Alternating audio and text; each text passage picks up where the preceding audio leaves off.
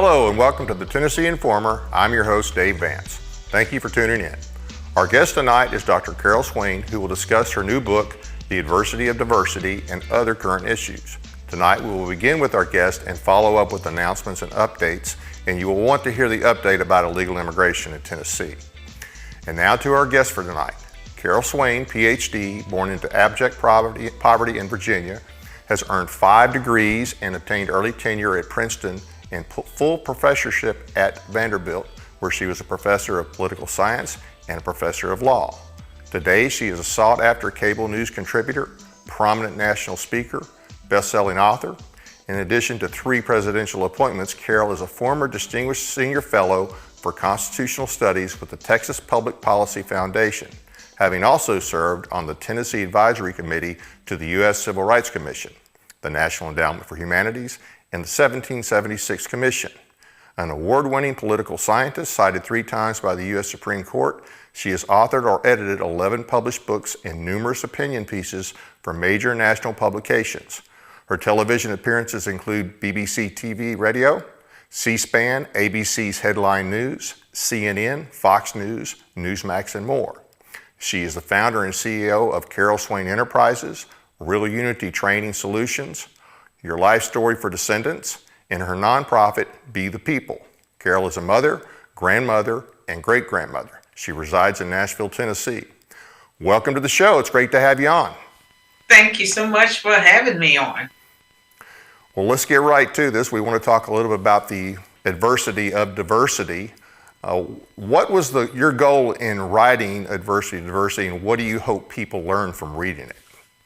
Well, even before we get there, I have to give a very quick synopsis on my background, because I believe that it's relevant when you write a book about a topic that is so controversial in some people's minds, because I am challenging race-based affirmative action. I'm challenging diversity, equity, and inclusion, as well as critical race theory. So the background is, I was one of 12 children, born and raised, as you said, in abject poverty, southwestern Virginia, 2-room shack during my early years, no indoor plumbing. I dropped out of school after completing the 8th grade. I married at age 16, and by the time I was 20, I had 3 small children, and I ended up getting a high school equivalency, going to a community college and getting the first of 5 degrees. I graduated with my bachelor's degree from Roanoke College in Salem, Virginia, magna cum laude, and I went to Virginia Tech and got a master's degree. And there I was recruited to the University of North Carolina at Chapel Hill, where I got my PhD. I taught at Princeton, got early tenure. Normally takes 7 years. I went up in the 3rd year, got it in the 4th year. And I've won the highest prizes for my profession. I have done very well professionally. And along the way, I have gotten to know intimately affirmative action. I've watched the evolution of diversity, equity, and inclusion. And so all of these things sort of come together in this new book, The Adversity of Diversity, how the Supreme Court's decision to strike down race-based college admissions dooms diversity programs. And so what inspired me to write this book is that we have reached the point where there is clearly a lot of reverse discrimination in America against people who are successful, against whites, against Asians, against men in some situations. And many of these things are a violation of the Civil Rights Act of 1964. Well, you overcame a lot of odds there, and you're definitely taking on some of the main problems in our country. DEI, CRT, those things are toxic. They're just flat out poison. And we're not going to stay together as a country long term if we don't put those things to rest, and pretty quick, in my opinion. Well, I can tell you that most people don't really understand those issues, and many white people have sort of lost their voice. They're so afraid of being called a racist that they will not speak up for the Constitution. They will not speak up for their own civil rights. and many of them are not even speaking up for the rights of women in sports. And so we have a population where some people have been neutered. And in my book, the adversity of diversity, which is co-authored with Mike Towle, and the book, looks at the Supreme Court decision. And I argue that the DEI programs in America are unconstitutional and they violate the Civil Rights Act in the same way as race-based affirmative action, and they should be struck down. And I also, in that book, give my own journey because I was born in 1954, and that was the year the Civil Rights Act passed. And so for most of my life, I have been, around the edges of the civil rights struggle. And then we had the passage in the 1960s of three major civil rights bills. And I would argue that I benefited from the passage of the 1964 Civil Rights Act that prohibited discrimination on the basis of race. And that's when you first got efforts to recruit people from different groups that had been left behind. That's when diversity initially meant that you advertised jobs, you sent out recruiters to schools where people were not going to college at the same rate, or you sent employers to communities and made them aware of job opportunities. And they had an equal opportunity, I would argue, to try, to Right. fail or to succeed. And in my case, I was very successful, but I saw many people along the way who were not. Well, when do you think it started changing to where it just essentially became reverse discrimination? Almost immediately. I hate to say that, but Lyndon Johnson, 1965, he gave his famous Howard University commencement speech where he said the next phase, basically, he used the analogy of a shackled runner. And he said, you don't take a shackled runner to the head of the line and then and say, compete with all the rest and say you've been fair. And he said that we would go to the next stage, which would be the equality of results. And many people don't understand that affirmative action was never the law of the land in the same way as the Civil Rights Act of 1964 or the Voting Rights Act of 1965 or the Open Housing Act of 1968. Affirmative action was a series of executive orders, like John F. Kennedy did one in the 1960s, early 1960s. Then Lyndon Johnson did his that set up EEOC, and Richard Nixon. And Richard Nixon, the Republican, is responsible for the Philadelphia program that instituted quotas. The Supreme Court struck down quotas in 1974, I believe that was the case. And after that, colleges and universities and institutions moved towards timetables and goals, but the timetables and goals became very much like quotas.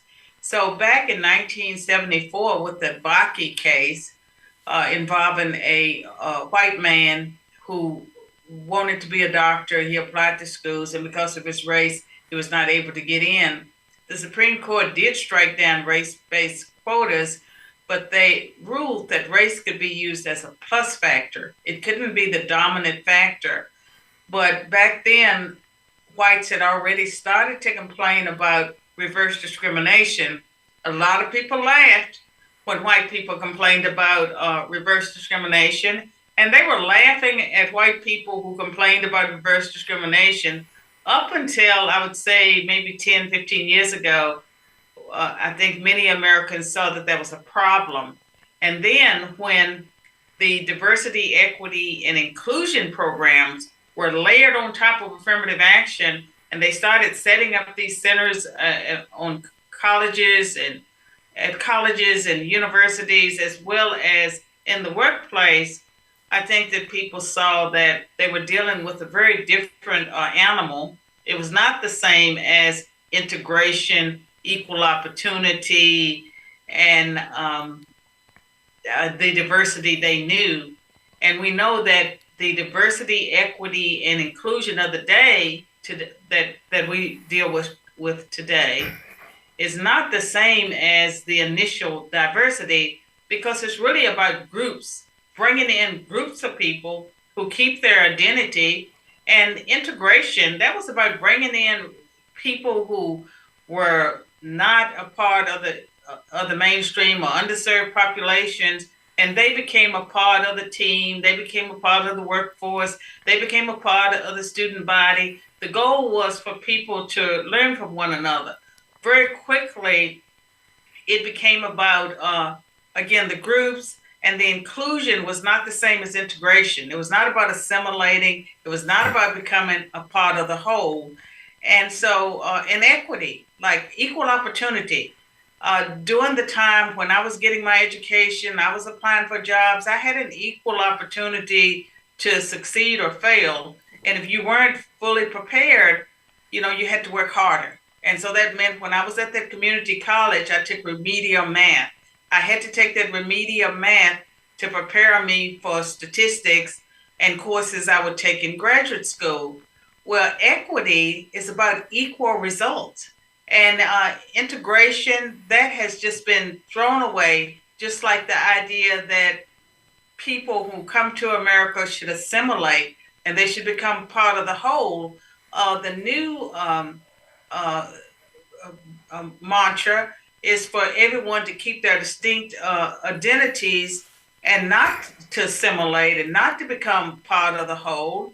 And so you see a lot of minorities today that seem to have a chip on their shoulders because they're not being treated as individuals. They don't see themselves necessarily as individuals. They see themselves as representatives of the group. And I believe that's detrimental. It's led to a lot of divisiveness, and it is a violation of the law what organizations are doing in order to keep this alive. One of the things that I've heard for years now, and I've always thought it was a stupid saying that, and I even saw it in the military, our diversity is our strength. Well, I don't think there's any inherent strength in diversity. You can have a very diverse group that can be a very effective group.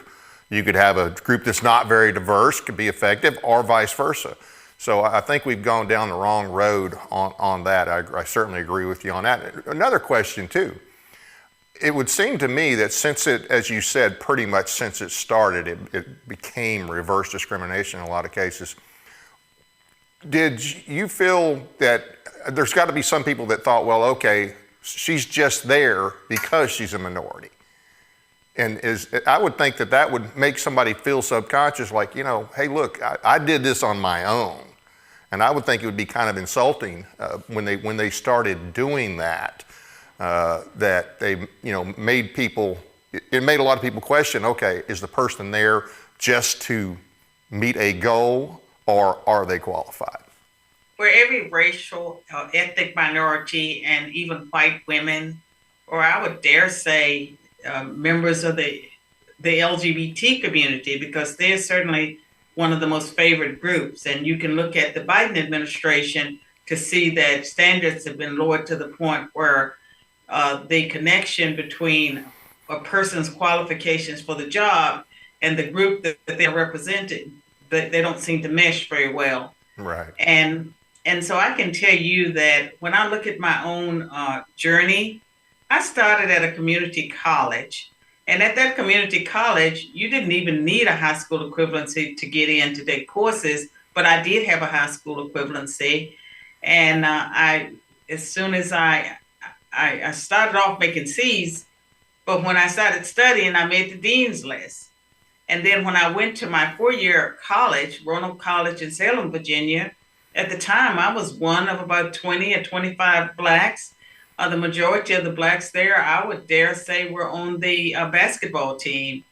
I very quickly, one semester, I had a 3.7 average. I graduated magna cum laude while working 40 hours a week at the community college, nights and weekends. And I was so good with the work study job that I started with that my boss created a full-time job for me with the state nights and weekends. And so I have always excelled. And so I think that my record speaks for itself. But I have to say that I would never have become a university professor, never had any interest in it, didn't even know much about the profession. But people came alongside me and encouraged me, and many of those people were white. Most of them were white men. They saw that I was talented, and no one ever made me feel that I was inferior or that I couldn't do the work. And so I always tried to compete with the best. And when I was on the job market for my position as a professor, I refused to apply for minority positions. When I say minority positions, during this time, and it may be taking place today, I don't know, but they would advertise jobs for minorities. So if they were hiring in American politics, they might have two positions, one where minorities competed against one another, and then the regular position. I insisted on competing in the full pool with the regular candidates because I thought I was that good. And I ended up getting job offers from every university that I applied to except the University of Michigan. They did not make a job offer, but by then I had like 7 or 8 offers, including one from Princeton, and I took the position from Princeton. And I received a signing bonus from Princeton, and every job offer had a signing bonus. And I think it was because I was that good. And I had a Harvard Press contract on what started off as my dissertation. And so, but the problem is, if you're a racial and ethnic minority, no matter what you accomplish, no matter how good you are, people will always say it's affirmative action. And so you can never prove that it wasn't. It's set up to say that you are lesser. Well, what do you say to people who argue that you benefited from affirmative action, so you shouldn't oppose it? I would say that if that's true, that would make me an expert on affirmative action, and so that would give me even more authority to critique the program and say that it's not helping minorities. That's what I would say. Sounds like a good answer, and it sounds to me like you've earned everything you've done. Are you afraid that colleges and universities and workplaces will become lily white if there's not affirmative action? No, that's so racist. And the progressive left makes that argument because they truly believe that racial and ethnic minorities are inferior. And if you don't lower the standards, that you will not have any. And the evidence that this is false is that there were racial and ethnic minorities getting into the elite schools in regions of the country that didn't discriminate. And so like Harvard had racial and ethnic minorities going back to the 1800s. They didn't have large numbers of them, but schools in New England that did not discriminate against Blacks and Hispanics always had them among their alumni.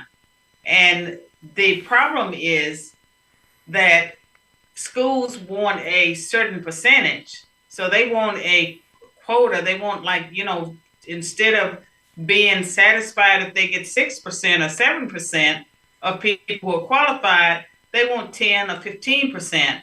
And so if they would take the pool of people who are qualified and allow the ones that are really good, but maybe they're not quite there competitive with Harvard students or some other Ivy League school, let them go to the top tier university in their state or some other institution, because there's a college or university for everyone. What the schools have done is engage in something that's called a mismatch, where students who are talented, who could be very successful at the top of their class at a school that is lesser than, the top tier Ivy League, the top tier Ivy League is more likely to take those students, and those students don't do as well because they're not as prepared as the students who meet the criteria. And so what happens is that they struggle. Some of them drop out. Some of them become angry. Some of them graduate, but they are not really as prepared. And so employers may hire racial and ethnic minorities from some of those schools and not pay them the same or not have the same expectations because they're assuming that they got in solely because of affirmative action. And I don't believe that institutions or workplaces will become lily white again because they were not lily white before. They just didn't have the numbers. And we're talking about the 1960s. There have been like generations now of Black people who have been well qualified or other racial and ethnic minorities where their children have gone to the best schools. The pool should be larger now than ever before of people who are qualified. And the approach that colleges and universities are using right now results in they're not really having a strong interest in K through 12 education. They take the pool of applicants that show up and they lower the standards in many cases to get whatever yield they want for the entering class. If they were forced to actually get involved in expanding the pool because they cared about K through 12 education and they worked with some feeder schools to help develop students who would be competitive for their institutions, that would be a better outcome. Why do you believe that the end of affirmative action and DEI programs will lead to improved racial relations? Well, the programs have always created a lot of resentment. Back in 2002, when I published my book, The New White Nationalism in America, Its Challenge to Integration, and that was a book that was part of the data came from interviews of leaders of white rights, white nationalist organizations. I'm talking about real white nationalist organizations, not the way they're defining it today. And that book, I commissioned the interviews. I had a white interviewer conduct the interviews. And one of the grievances that kept coming up was affirmative action and illegal immigration, the globalization and loss of jobs, Black crime. These were issues that people talked about that were not being adequately addressed by the government or leaders at the time. And it's still the same situation that there are issues that are legitimate issues that are not being adequately addressed. And one of the shockers for the New White Nationalism book was that there were a couple of Jewish PhD professors who were attending some of the white nationalist groups because these were people that were, one was at a community college, one taught or teaches at City University of New York, but they were Ivy League educated, and I think they believed that they would have been at better institutions had it not been for affirmative action. So they had a strong resentment of affirmative action. And in that book, I have 4 or 5 chapters just on affirmative action because it was creating a lot of resentment at the time. And when the book was published, it was around the time that you had the Michigan University challenges to affirmative action. And it was during this time when the court said that they thought affirmative action would be needed for maybe 25 years. And that was maybe, 30 years ago that they said 25 years. So affirmative action, the way that it was instituted, it was always executive orders. It was once thought that Reagan would strike it down, reverse it, because he could have written an executive order overturning it. He chose not to do that. And so it's been around as an executive order. And President Trump came closest to, changing things because he did prohibit diversity, equity, and inclusion programs in the federal government. And that was towards the end of his term. And he also took a strong stance against critical race theory. And I would argue that his position was the right position because DEI and critical race theory and even affirmative action, as it is being implemented in this country, are clear violations of the Civil Rights Act of 1964 and its extensions, as well as the Equal Protection Clause of the 14th Amendment. I don't believe many Americans understand this, and I don't believe that they can make the connection that I make in my book between affirmative action, diversity, equity, and inclusion, and critical race theory, because critical race theory and DEI, the way it's being implemented, it's very much rooted in the conflict theory and practices that comes out of cultural Marxism. Yep. And you can never bring about racial reconciliation or healing when you have a conflict model. And I talk about race, but it's not just about race. I also talk in the book about the divisions between homosexuals and heterosexuals, the divisions between males and females, because diversity, equity, and inclusion is about pitting groups against one another. And it creates division, it creates friction. It's never going to bring people together. And so I believe that if you want to heal the workplace, and if you want people to get along with one another and respect one another, you have to make changes. And in America, there are lots of people who are suffering. It's not just one racial or ethnic group that's suffering. Many working class or poor Americans are suffering. And to the extent that we can create opportunities for all of them, then we become a better society, but we reduce a cause of friction. Well, there's definitely a lot of friction. Like I say, something's got to happen. College campuses today seem to be anti-Christian, anti-American. They are. Anti-Semitic, pro-Marxist, and now even pro-Hamas. Now, I don't think you've been a professor for a while, but did you kind of see this coming when you were at Vanderbilt or at Princeton? Or is this even worse than you ever imagined? Hey, I saw this coming a long time ago. In fact, one of the most astonishing things I noticed as a professor was that there were Jewish students that were anti-Israel, that were pro-Palestinian. And I also, I've watched students evolve so that they're not so anti-Israel or anti-Jewish, that they realize that they belong to a group, that historically has been marginalized. And so among some of the young people that I knew, 10 years ago, they may have been anti-Israel. They're beginning to realize that they're Jewish and that their group is singled out in a unique way and that they have a unique heritage. And so I'm pleased that one of the positive things that's coming out of the anti-Semitism is that there are a lot of liberal Jews that are waking up and realizing that at the end of the day, progressives are not their friends, that they are Jews and they have a target on their backs. And I don't believe they realized that. I believe that they actually thought that if they went along with the progressive agenda, they would be protected.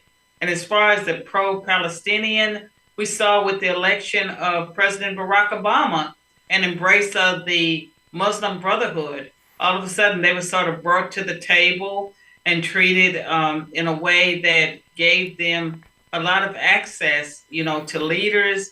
And we can look at our Congress to see some of the fruits of that. We have members of our Congress that are Muslims that hate America. Yep. If you look at what they say, if you examine their statements and their actions.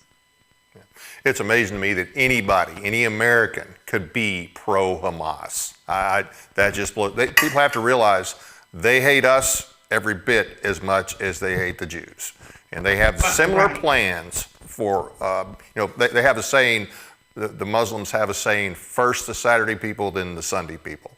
And the Sunday people would do well to take that advice to heart, to know that they are not our friends.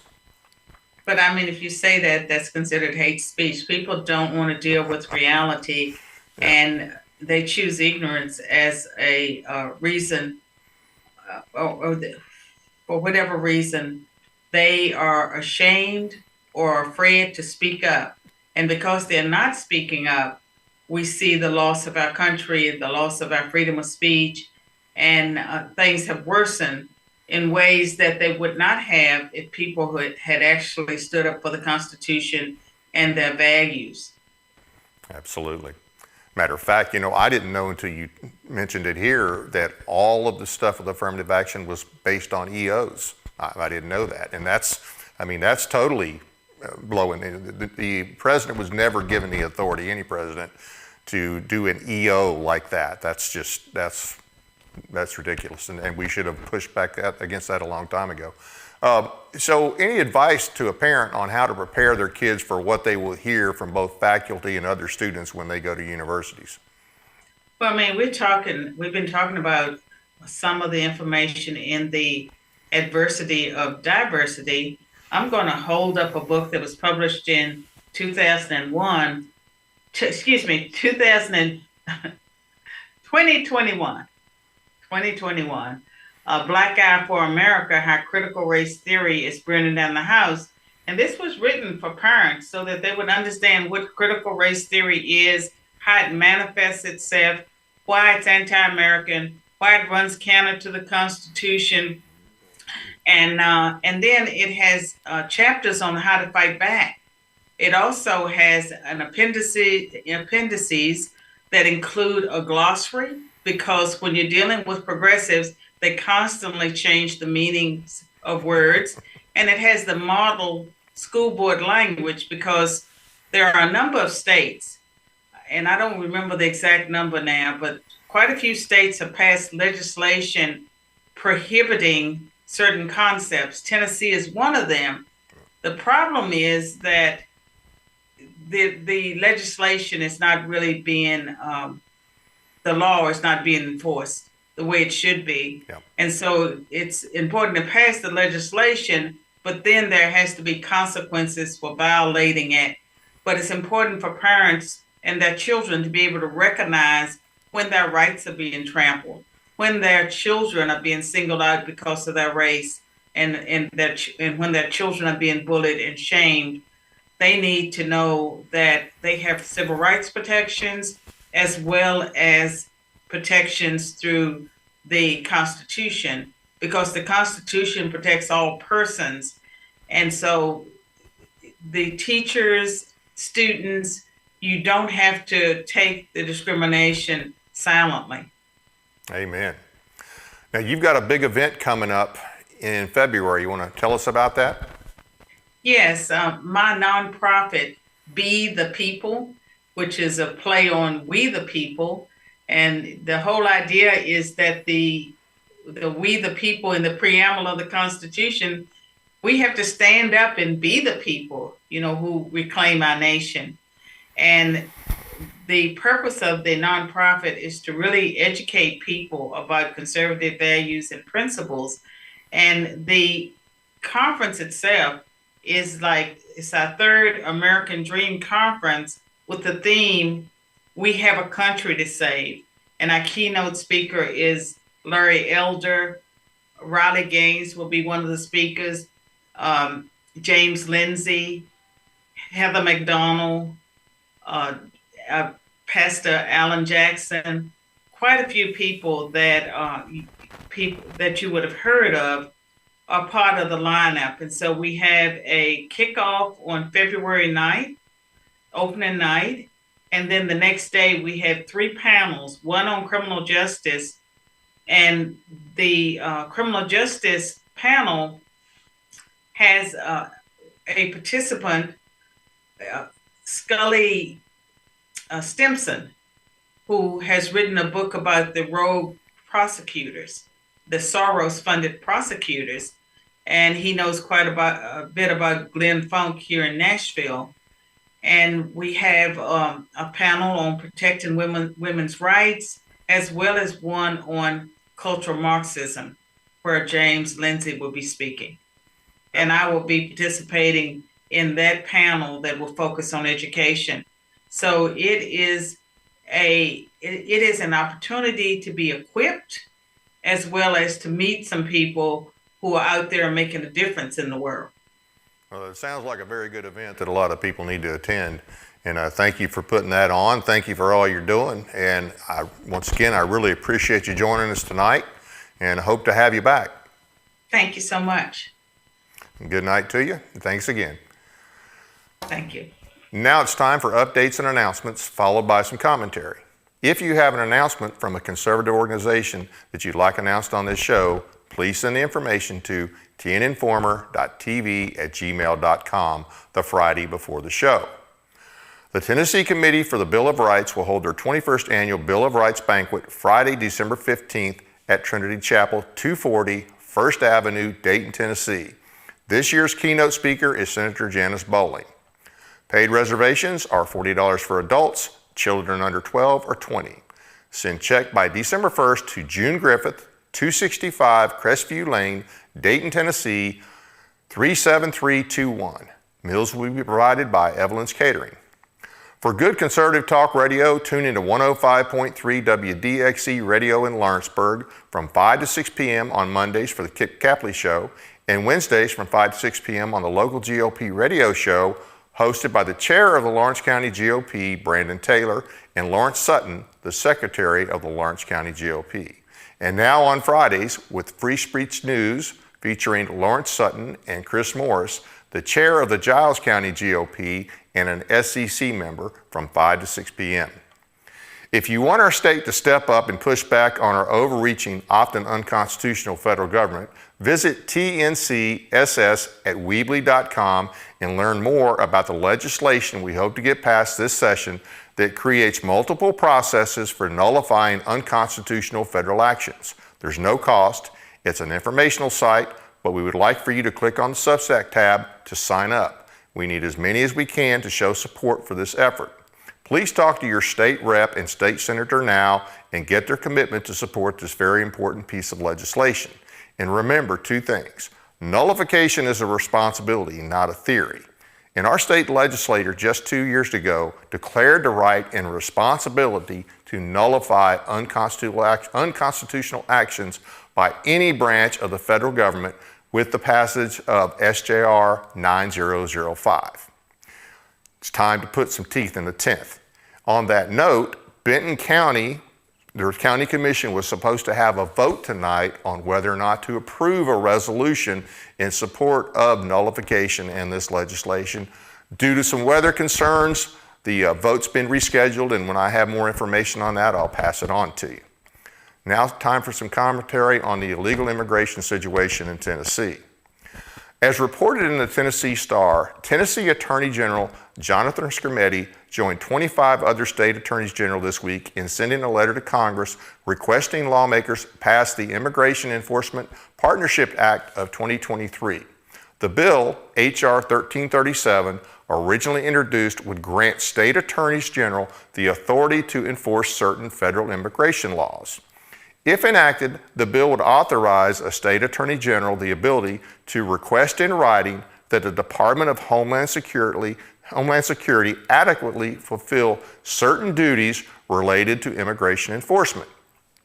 Within 30 days of receiving such a request, DHS must ensure that such duties are adequately fulfilled by DHS officers and employees or authorize that state's officials to fulfill such duties. The state attorney general may sue DHS for failure to meet this bill's requirements. The group of attorneys general is also requesting Congress to hold an expedited hearing on the bill as the legislation has yet to have one. And you can read more about this on the Tennessee Star. As we are in the middle of a Fed-led invasion and states have a right and responsibility to their citizens to do something about the situation created by our federal government, a federal government mandated in the Constitution protects states from invasion, not lead it. It would seem to me that with or without federal approval, that our state should do everything possible to remove from our state any illegal alien they find. States have deferred to the federal government's claim of supremacy on all things immigration, and the Supreme Court has given opinions in concurrence, despite the only thing in the Constitution about immigration is found in Article 1, Section 8, which grants Congress the responsibility to establish a uniform rule of naturalization, determining how immigrants can become citizens. Yet another case of federal overreach. So our federal government is violating the law, and our states are deferring to the federal government's supremacy, while the Biden administration's policies violate the law. This is insane. States should act sovereign in this situation, in my opinion. Having said that, our AG wants our state to do the job the federal government refuses to do. He wants federal law followed. That's fine and well. Let the states do it. However, Tennessee has a hypocrisy issue on this topic. In April of 2022, Senator Shane Reeves, who identifies as a Republican, and Representative Bill Freeman, a Democrat, sponsored legislation known as the Workforce Expansion Act. The legislation allows illegal aliens to get professional or commercial licenses. This is a violation of federal and state law. I'm going to read at least the highlights from a memo I received from a well-versed friend on the issue of illegal aliens. Reference Public Chapter 911. The public chapter is what the law eventually became. The legislation was SB 2464 and House Bill 2309, the Workforce Expansion Bill, awarding commercial and professional license to aliens without congressionally authorized legal or lawful immigration status, and it does not comply with several provisions in 8 U.S.C., that's U.S. Code 1621. The Workforce Expansion Bill, signed into law by Governor Lee April 26, 2022, permits illegal aliens who have work authorization. Work authorization is not the same thing as an actual legal status that Congress determines. They have work authorization to obtain state-issued commercial and professional licenses. The new law removes these licenses from the Eligibility Verification for Entitlements Act, known as EVA. Tennessee's Public Benefits Law. It's passed in 2012. The EVA is referenced to the federal law, which was intended to remove the incentive for illegal immigration by restricting access to public benefits to U.S. citizens and qualified aliens as defined by federal law. Sponsors of the 2022 bill were explicit that DACA grantees were the intended beneficiaries of their bill. DACA, that's basically the Obama-created illegal aliens beginning in 2012. On July 16, 2021, almost a year before this bill was passed, U.S. District Court Judge Hannon ruled that the DACA program is procedurally and substantively invalid and in violation of U.S. immigration law. His decision was based in part on the fact that Congress never acted legislatively to give DHS statutory authority to put the DACA program in place. Ruling on the merits of the DACA program, the court acknowledged that DACA grantees are individuals who are in the country illegally, and that the public interest of the nation is always served by the cessation of a program that was created in violation of the law and whose existence violates the law. On October 5, 2022, the Fifth Circuit Court of Appeals affirmed the lower court's decision. A government exhibit introduced and referenced in Judge Hannon's July opinion showed that approximately half of the DACA population is present in the United States because they entered the country without inspection, and half are present because they have overstayed a visa, meaning they reside in the U.S. in violation of the immigration laws. The DHS notice of proposed rulemaking issued subsequent to Judge Hannon's July 21 ruling affirmed the fact that deferred deportation for DACA does not confer any right or entitlement to remain or re-enter the United States, and that does not prevent DHS from initiating any criminal or other enforcement action against the DACA recipient at any time. According to USCIS, which is the U.S. Citizens and immigrants, I apologize, the S escapes me. DACA applicants are required to demonstrate that they have been physically present in the U.S. and without a lawful immigration status on the day of the program's announcement, June 15th, 2012. Think about that. They had to be illegal to qualify. That's insane. According to USCIS, DACA approval does not confer any congressionally authorized legal or lawful immigration status. Federal employment authorization does not alter DACA unlawful immigration status. Just because you have a work authorization doesn't mean you're here legally. Award of state or local public benefits to illegal aliens, such as in-state tuition, which our state has tried to give us before, commercial and professional licenses must comply with 8 U.S.C. 1621. With extremely few and very limited exceptions, 8 U.S.C. 1621 bars providing illegal aliens with federally funded public benefits and generally extends the same restrictions to state and local governments. Restrictions on access to state and local public benefits was intended to disincentivize illegal immigration. We don't want to attract them. 8 U.S.C. 1621C defines and controls what is a state or local public benefit and includes in-state tuition, commercial and professional licenses, regardless of how a state might try to redefine. Once again, the AG wants federal law followed, and this is part of the federal law. TCA, which is Tennessee Code Annotated 4-58-1027, incorporates without exception the federal definition of state or local public benefit found in 8 U.S.C. 1621C. Tennessee Code Annotated 4-58-108 requires interpreting the EVA consistently with all federal laws. Public Chapter 911 has tried to redefine what constitutes a state public benefit. Federal law does not authorize states to redefine what constitutes a state public benefit. 8 U.S.C. 162D does, however, permit states to make illegal aliens eligible to receive public benefits, but only through the enactment of a state law which affirmatively provides for such eligibility. In other words, if our state wants illegal aliens to have benefits, they have to go on record. They have to say, we know that the federal government, this violates the federal law. They'll allow us to do it only if we come out and tell the public we are voting to give an illegal alien a public benefit. Tennessee's EVA has been the subject of at least 2 Attorney General opinions. In 2018, the AG's opinion acknowledged that EVA cross-references to federal immigration statutes and must be interpreted consistently with all federal laws, including but not limited to federal laws regulating immigration, labor, and Medicaid, and all state laws. That's opinion number 18-42.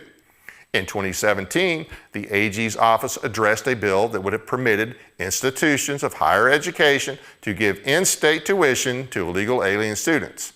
The opinion, which followed, centered on 8 U.S.C. 1621, and specifically the subsection allowing states to provide public benefits to illegal aliens. In that opinion, the AG concluded that the proposed Tennessee in-state tuition bill did not satisfy the requirements of the federal law because without expressly mentioning unlawful aliens, it does not satisfy the requirements of 1621D. The bill lacks any affirmative expression of legislative intent to opt out of the prohibition in 1621A and does not expressly make unlawful aliens eligible for in-state tuition. That's opinion number 17-53. So, Public Chapter 911 does not satisfy the requirements of 8 U.S.C. 1621D. Tennessee's EVA categories of lawfully present refer only to categories of individuals authorized by Congress, which DACA are not, to be eligible to receive public benefits. 4-58107A and 458-103B. See also 8 U.S.C. 1621. I'm sorry, those are just references to that law. DACA recipients are not included in federal law's class of aliens considered to be lawfully present. Sponsors of SB 2464 and House Bill 2309, that would be Reeves in the Senate and Freeman in the House, were explicit that DACA grantees were the intended beneficiaries of the bill. So they intended to give these benefits to DACA, but they didn't tell everybody they were illegal. House sponsor Bill Freeman either deliberately or through ignorance characterized DACA recipients as having legal status. Shane Reeves did not disclose that his target group were DACA grantees until the bill was on the Senate floor. He did, however, admit that the bill does not change anyone's immigration status. When asked whether these individuals are here illegally, Reeves responded that they are lawfully present, which was not true. DACA recipients, however, are not lawfully present for purposes of 8 U.S.C. 1621, which is supported with court decisions like the 2019 decision in Estrada v. Becker. DACA grantees are not included in the INA, which is Immigration and Naturalization Act, defined classes of aliens considered to be lawfully present, and remain inadmissible illegal aliens subject to removal. DACA grantees were simply given a reprieve from potential removal. That does not mean that they're in any way lawfully present under the INA. Nor are DACA grantees lawfully present for other purposes, including 8 U.S.C. 1621 or Tennessee's own law. An important point made by Estrada v. Becker is that simply because individuals are granted deferred action under DACA and stop accruing unlawful presence, it in no way alters their immigration status. Should a grant of DACA be revoked, lapse for failure to renew, or the renewal be rejected, that individual would revert to being in unlawful presence and subject to removal. The Estrada case addresses DACA access to, in this case, Georgia's 3 most selective colleges and universities. The state's higher education policy prohibited anyone who is not lawfully in the United States from attending to the designated selective schools. The Regents' policy stated explicitly that as to DACA recipients, they are not considered lawfully present in the United States. Both the District Court and the U.S. 11th Circuit Court of Appeals agreed that DACA recipients are not lawfully present for purposes of attending Georgia state schools. As the court noted, DACA grantees come to the U.S. without being admitted or paroled. They are considered inadmissible and subject to removal proceedings, having simply been given a reprieve from potential removal, and does not mean they are in any way lawfully present under the Immigration and Nationality Act, the controlling immigration law that determines immigration classifications. Further, the court noted that lawfully present is not a standalone immigration classification, is not defined anywhere in the INA. Moreover, the court distinguished DACA recipients from refugees, parolees, and asylees who are non-citizens, but to whom Congress has provided the ability to enter the U.S. and potentially adjust their status to lawful permanent resident and remain in the U.S. Now, I want to right here, at the border right now, the Biden administration is giving pretty much everybody work authorization. Even your asylees who are allowed in and they're supposed to show up in court at some point in time and have a determination made. We know that the immigration courts are backed up right now. Well, after 180 days, they can get a work authorization. So all these people coming across the border, they're pretty much getting or will get work authorizations. That has nothing to do with their status. They are still here illegal. The Biden administration is rewarding illegal aliens with work authorizations, and Tennessee is complicit with that.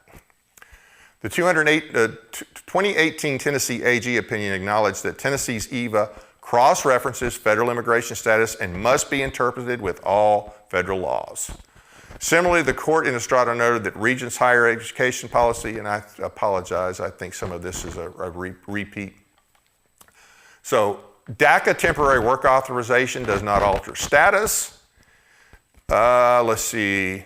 You don't need to hear that. Okay, DACA recipients are only eligible for a 2-year temporary renewable work permit. Judge Hannon's opinion addressed the DACA temporary work authorization, stated that it undermines the Immigration and Control Act, which was designed to combat the employment of illegal aliens. Hannon acknowledged the fact that the issuance of work authorization for DACA is contrary to the congressional intent of IRCA. Okay. Scrolling down a little bit, to be considered for eligible, an applicant had to have been present in the U.S. without a lawful immigration status, that's a repeat, nor could their status when applying for DACA be related to employment, as would be the case, for example, with an alien properly admitted with a temporary work visa. In conclusion, in the case of DACA, Public Chapter 911 provides a public benefit to beneficiaries of a program which has been held as procedurally and substantially unlawful, having never been authorized by Congress directly or even indirectly through the INA. Public Chapter 911 also suffers from the critical flaws such as failing to condition any license renewal on work authorization renewal or continued valid work authorization. That was a key point made by Senator Kerry Roberts on the Senate floor. This is especially relevant since DACA recipients only have a temporary deferral from deportation and only temporary work authorization. Now keep in mind, with the work authorization, that's not going to be an issue just with DACA. Like I said, all the people coming across the border that are getting these, if not immediately, within a short period of time, okay? And they're going to have these. And if our state, unfortunately, is currently looking at a work authorization as, oh, they're here legally, but that is not the case, even according to the law. DACA grantees are not required to tell employees that their work authorization is temporary and time limited, and employees are not allowed to ask about immigration status.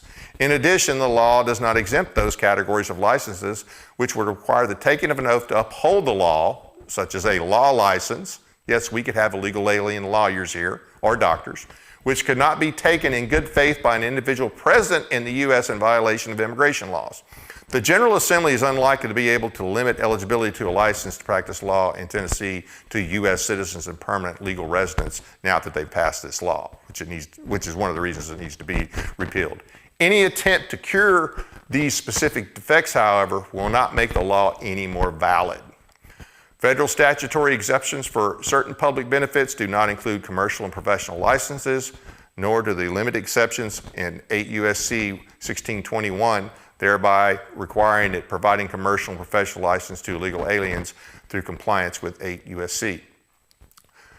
So, to clarify too, they passed this law 2 years ago. We don't know how many have licenses or what type of licenses, but this needs to be repealed. And when it's repealed, they need to take into account any that have already been issued. And two things need to happen. One thing is that they need to make sure that when that work authorization expires, the license expires. And also, those licenses are not all issued from one central agency at the state level. So whatever licenses were issued, whatever department is responsible for those licenses, they need to make sure, they need to monitor and track that, okay, when these work authorizations expire, that these permits are not renewed, these licenses are not renewed, because most of the time on the licenses, there's nothing about citizenship. They were already given the license. So a lot of times it's maybe some continuing education and pay a fee. So the departments, individual departments for whatever license issued are going to have to get on the ball and track this down. So by all means, AG Skrmetti, enforce the law. But how about starting in Tennessee? While this law predated your appointment by a few months, our governor signed it. So he's known about this all along. Hypocrisy is nothing new for our governor.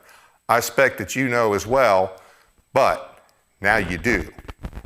Really need to crack down on this. Now, this bill needs to be repealed ASAP by the Tennessee legislature, whether Congress passes a bill or not. I'm being told that's going to happen. Don't know who the House sponsors are going to be yet, but I tell you what, when this comes up in the legislature, everybody needs to get on the horn to their state rep and to their state senator, and we need to kill this bill and all of the bad consequences that come along with it. That's all for tonight. I want to thank you all for taking the time to watch our program. Please be sure to hit the like button and subscribe buttons, as well as the notification bell to stay informed about our upcoming shows. Also, you can now listen to us as a podcast on Spreaker.com. Just do a search for the Tennessee Informer and hear the audio-only versions of your favorite episodes. You can also download the Spreaker app for Android or Apple phones to listen while on the go.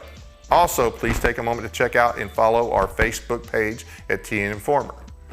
We will be posting a lot of news and information on there, as well as on our website, tninformer.com, where you can also sign up for a weekly newsletter. Please share us with your friends so that they can stay informed and up to date on what's going on in Tennessee. The Tennessee Informer always strives to bring you only the very best guest, and next week is no different when our guest will be Chris Ann Hall. Chris Ann is the most sought after national speaker on the Constitution, averaging over 250 events in nearly 22 states and every year for 5 years straight. She has written 6 books on American history and the U.S. Constitution, and is now a professor at River University School of Government. Chris Ann is a regular consultant on the Constitution for numerous radio, podcasts, and television programs. She has been seen on Victory News, Flashpoint, Newsmax, Fox News, Court TV, and she's interviewed by the C-SPAN in depth, and her books and classes have been featured on C-SPAN Book TV. Chris Ann has been a nationally popular radio show host with an international following for over 6 years. Please note, this will be a special airing a few hours earlier than our normal time of 7 o'clock. For next Monday's show, we will be broadcasting beginning at 5 o'clock, so please mark your calendars. That's all for tonight, and good night from Paris, Tennessee, that is.